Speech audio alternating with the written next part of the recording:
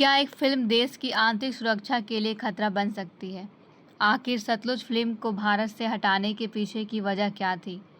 क्या इसका संबंध खालिस्तान आंदोलन से है या फिर केवल अभिव्यक्ति की स्वतंत्रता का मामला है? आइए चर्चा करते हैं इस खबर के बारे में कि आखिर ये पूरा मामला क्या है। खबरों में देखा जाए तो ये खबर दिलजीत दोसांझ की फिल्म सतलुज से जुड़ा हुआ है, जिसका नाम पहले पंजाब 95 था।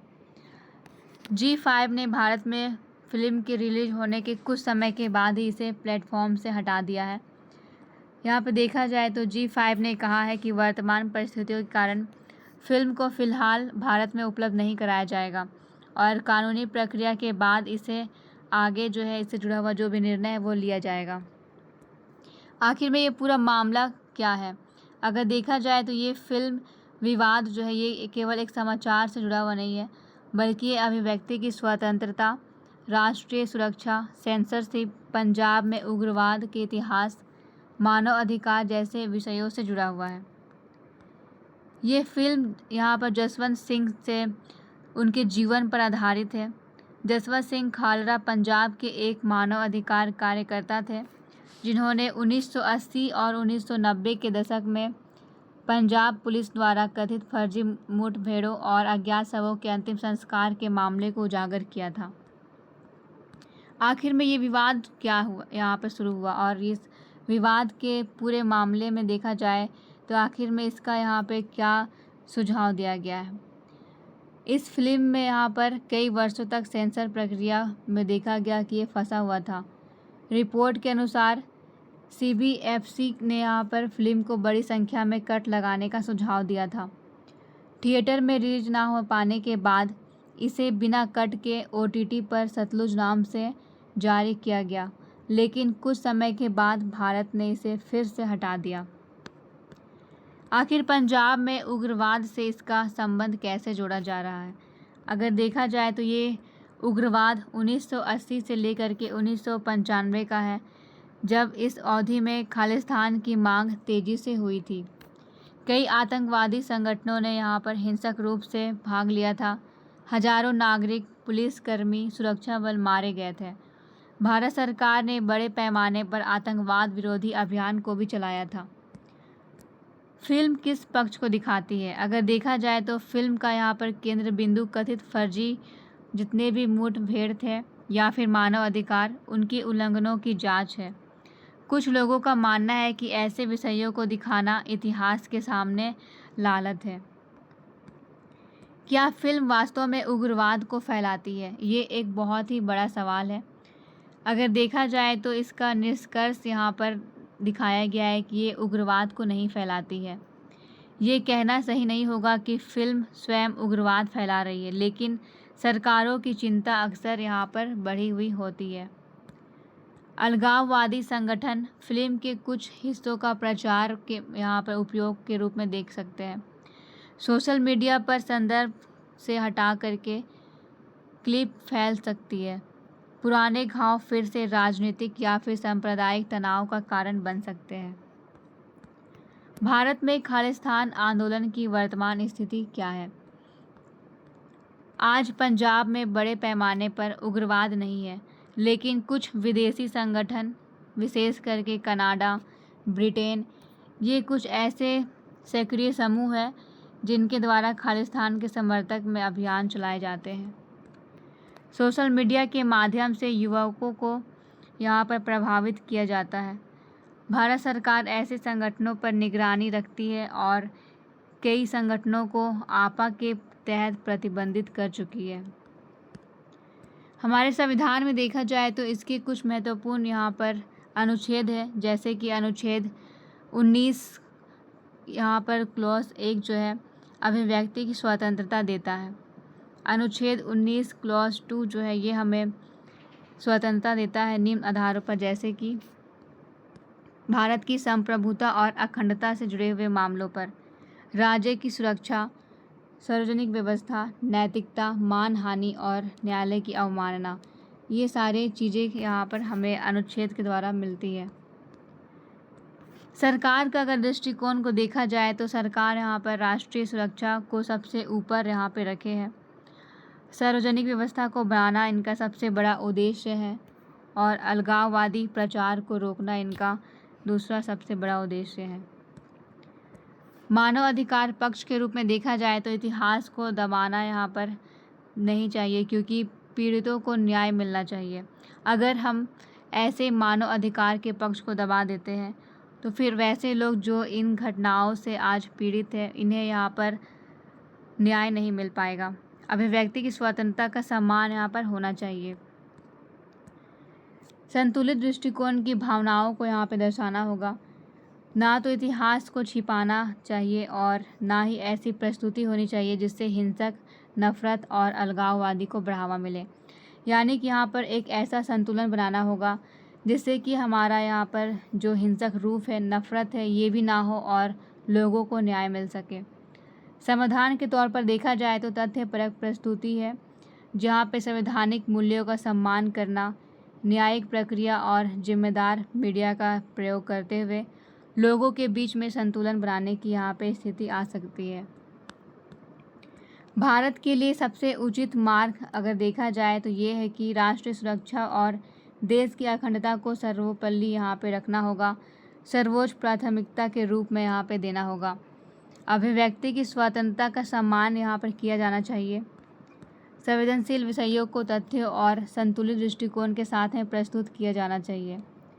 युवाओं को इतिहास की सही और प्रामाणिक जानकारी देकर कट्टरपंथी एवं भ्रामक प्रचार से बचाया जाना चाहिए, क्योंकि ऐसी जितनी भी मूवी है जो लोगों में अलगाववादी की भावनाओं को प्रेरित करे या फिर यहाँ पर हिंसक रूप को बढ़ावा दे, तो इस तरीके का यहाँ पे जितने भी कट्टरपंथी जो भी भावनाएं हैं, इन्हें दूर करना यहाँ पे सबसे बड़ा यहाँ पे सवाल उठता है। खालिस्तान आंदोलन के बारे में अगर देखा जाए तो खालिस्तान एक यहाँ पे प्रस्तावित अलग सिख राष्ट्र की मांग करता है। इसका उद्देश्य है भारत के पंजाब तथा कुछ आसपास के क्षेत्रों को अलग करके एक स्वतंत्र देश बनाना।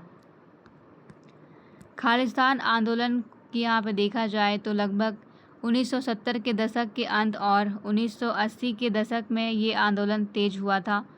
शुरुआत में कुछ राजनीतिक और धार्मिक मांगें की गई थी, लेकिन बाद में कुछ उग्रवादी संगठनों ने इसे और ज़्यादा हिंसक रूप दे दिया। इन संगठनों ने पुलिस, सेना, सरकारी संस्थानों और आम नागरिकों में हमले किए। इस दौरान हजारों लोगों की जान चली गई। पंजाब में कई वर्षों तक आतंकवाद यहाँ पर फैले रहा। घटनाओं में देखा जाए तो 1984 का ऑपरेशन ब्लू स्टार, जिसमें भारतीय सेना ने अमृतसर के स्वर्ण मंदिर परिसर में छिपे सशस्त्र उग्रवादियों के खिलाफ अभियान चलाया था। 1984 में प्रधानमंत्री इंदिरा गांधी की हत्या भी हुई थी। ऑपरेशन ब्लू स्टार के बाद उनके 2 सुरक्षा कर्मियों ने उनकी हत्या कर दी थी।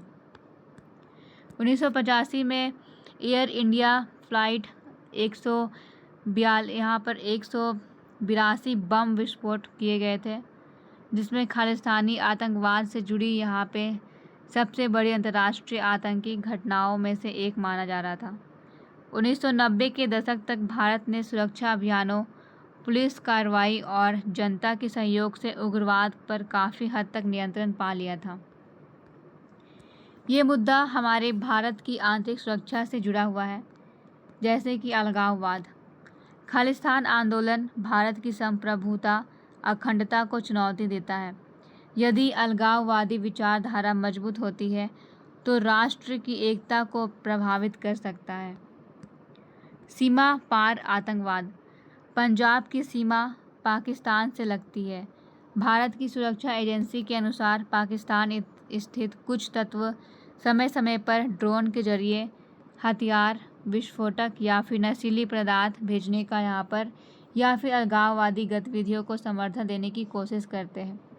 अगर हम देखें पंजाब वाले इलाकों में तो ऐसी खबरें यहाँ पर लगातार आती है कि ड्रोन के माध्यम से नशीली दवाइयों जैसे कि नशीली पदार्थ, ड्रग्स, हथियार और कुछ ऐसे विस्फोटक पदार्थ ड्रोन के माध्यम से इलाकों में लाए जाते हैं। पंजाब वाले खेतों में गिराए जाते हैं और फिर ये लगभग जो है भारत को चुनौती यहाँ पे दे रहा है। ड्रोन और हथियारों की तस्करी। हाल के वर्षों में पंजाब सीमा पार ड्रोन के माध्यम से हथियार और नशीली पदार्थों को यहाँ पर देखा गया है किस तरीके से मामले सामने आए हैं भेजने वाले, जो आंतरिक सुरक्षा के लिए एक गंभीर चुनौती यहाँ पे बन सकता है। पाकिस्तान वाले इलाकों में देखा जाए तो यहाँ पर भारत के जितने भी नव युवक हैं, इन्हें नशीली चीज़ों में आकर्षित करना चाहती है।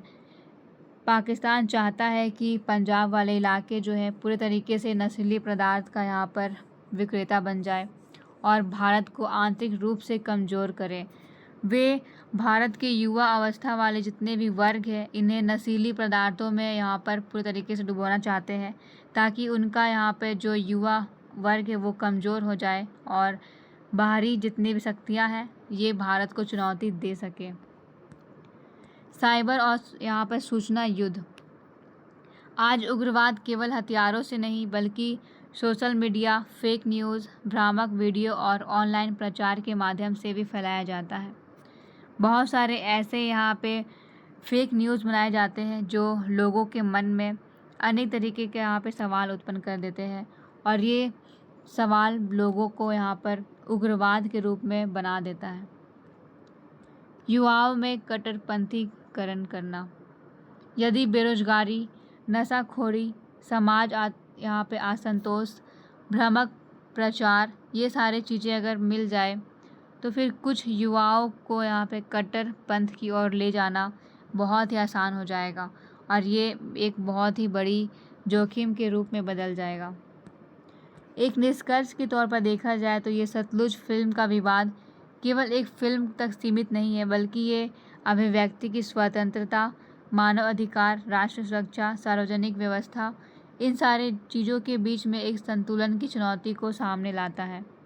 तो इस तरीके से जितने भी यहाँ पे खबर है, इन सारे खबरों को देखने के लिए और इनसे जुड़े यहाँ पर पीपीटी को प्राप्त करने के लिए आप हमारे चैनल को लाइक कर सकते हैं और हमारे यहाँ पर डिस्क्रिप्शन में टेलीग्राम का लिंक दिया हुआ है, आप उस टेलीग्राम के लिंक से हमारे चैनल को यहाँ पर ज्वाइन कर सकते हैं, जिसमें आपको इस न्यूज़ से संबंधित जितने भी पीपीटी है वे सारी चीज़ें आपको मिल जाएगी, जो आपके तैयारी को और ज़्यादा बेहतर बना सकती है। Thank you.